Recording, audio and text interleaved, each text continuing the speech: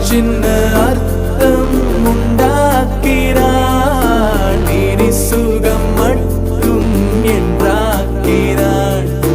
நிழலுக்குள் சிற்பம் உண்டாக்கிறாள். நிஜம் இந்த கண்ணீர் என்றாக்கிறாள்.